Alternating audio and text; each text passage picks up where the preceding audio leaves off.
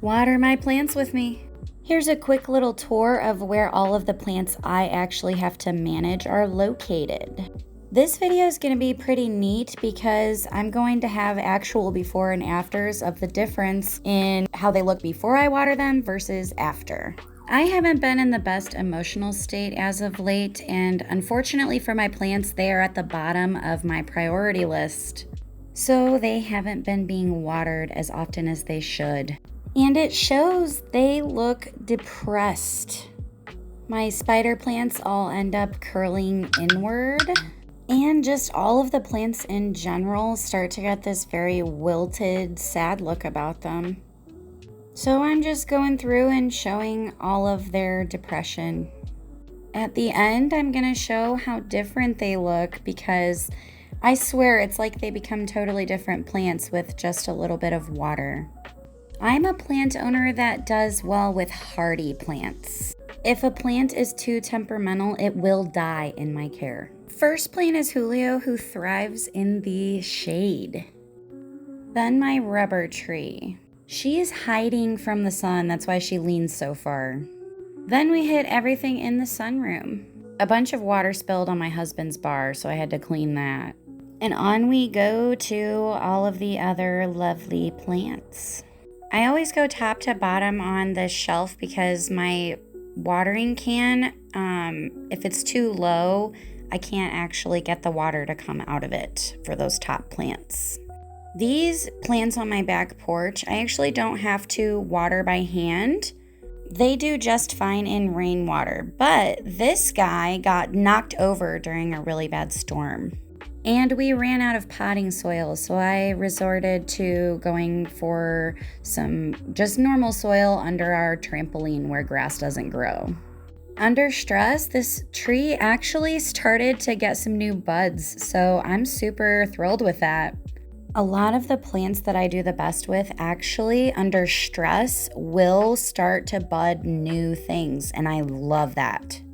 That is why this plant has so many babies. Spider plants really produce babies when they're stressed out. And once I get enough of them, I usually go through and propagate them and create a new plant. This next guy coming up here I thought was actually dead, but look at that. He's budding. He actually died because my dogs love to eat that plant for some reason. And I haven't been watering him, but now that I see a bud, I'm going to. And since I put new soil, I'm going to water this one as well. Wow, looky! On all of my spider plants, you can now see their white edges so much clearer because they aren't shriveling up. My plants were doing so horrible that I actually had to do the afters a day after I watered them because they needed to take a really long drink. I am obsessed with how much more alive they all look and how much happier it's like they're emotional almost. Let me show some quick side-by-sides. Oh my goodness.